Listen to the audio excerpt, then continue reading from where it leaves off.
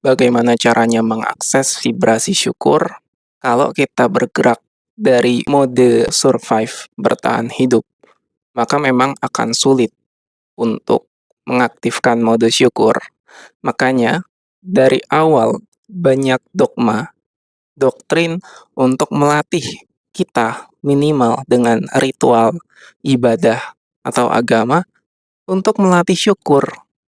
Tapi, seiring berjalannya waktu, kosong rasanya. Pernah nggak dapat kejadian begitu? Hampa.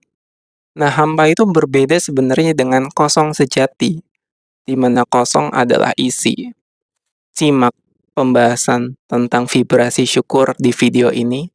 Silakan tonton video ini sampai selesai.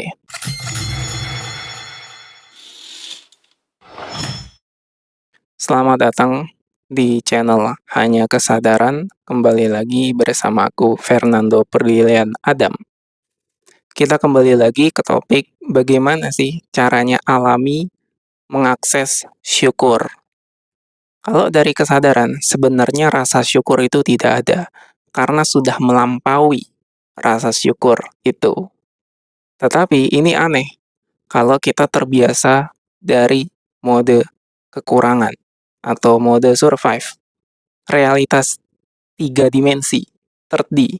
Ini menarik karena mungkin bisa jadi ada yang nggak setuju karena dia belum pernah mengalami kebangkitan sadar.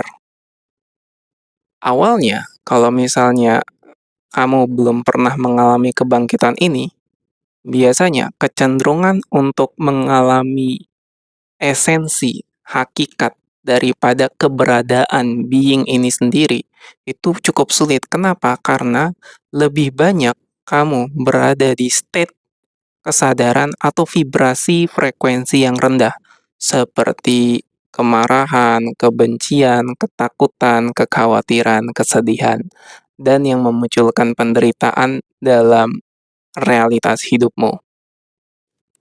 Ini sebenarnya bukan hal yang mudah untuk dirubah kalau tidak ada kesadaran yang sesuai, yang selaras dari being. Kenapa susah? Karena biasanya ada sebuah pola pendaman yang mengakibatkan kamu looping, terjebak dalam situasi yang begitu-gitu aja. Apalagi ada sebuah kejadian di mana saking beratnya pekat pendaman itu, kamu jadi tidak sadar. Semua perasaan itu terakumulasi dan menyebabkan kamu seakan-akan mati rasa. Itu yang disebut dengan apatis. Apatis ini sampai seseorang itu tidak bisa lagi merasakan keberadaan dari emosinya. Padahal emosi itu penting untuk jalur mengakui atau memvalidasi dari setiap perjalanan yang sedang kamu alami untuk bisa diproses dan bisa disadari. Atau paling enggaknya kalau kamu masih belum familiar dengan disadari kata-kata itu ya, pakailah dengan kata-kata pelepasan kemelekatan emosi. Sehingga ada pergerakan yang signifikan dari kesadaran kamu yang tadinya di bawah, berada di frekuensi yang rendah, akhirnya terus dia melaju dan akhirnya melampaui dualitas. Untuk melampaui dualitas, seperti yang kita katakan di awal, melampaui rasa syukur bahkan, di mana kalau kamu belum familiar, masih belum kenal dengan istilah force dan power dari tabelnya David R. Hawkins, ada yang ke bawah, yang force, yang tadi emosi-emosi yang destruktif, dan ada yang ke atas, seperti netral, lalu penerimaan, cinta, kasih, pencerahan, kedamaian. Tapi ini semua juga masih perasaan yang butuh disadari untuk bisa dilampaui. Setelah melampaui ini semua, maka kamu berada di zona atau stay di kesadaran, open awareness. Nah, inilah yang sebenarnya sedang kita kerjakan dengan kita sadar sebagai kesadaran, sebagai latar belakang dari seluruh eksistensi. Nanti kamu akan mengalami sendiri yang namanya dunia atau realitas berada di dalammu, bukan sebaliknya. Tapi sementara butuh proses latihan namanya pertumbuhan spiritual. Mungkin dari kecil kamu didogma, didoktrin, diprogram untuk sebuah kebaikan. Ada yang buruk, ada yang dilarang, ada yang halal, ada yang haram.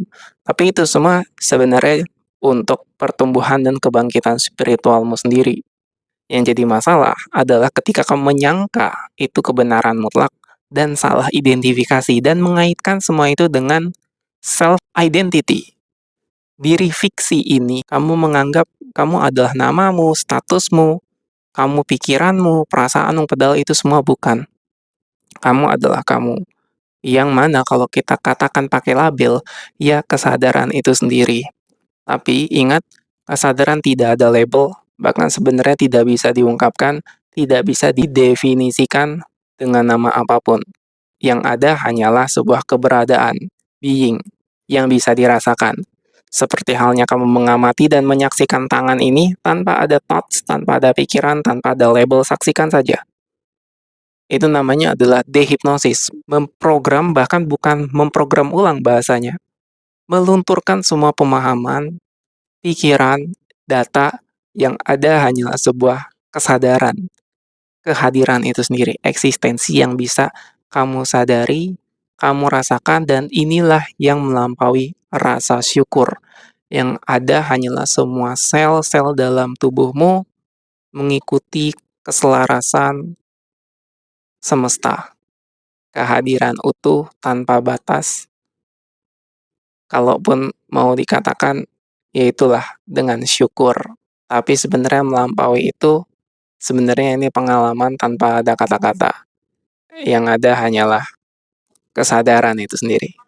Sangat nyaman, sangat menarik, namun sulit untuk diungkapkan dengan kata-kata.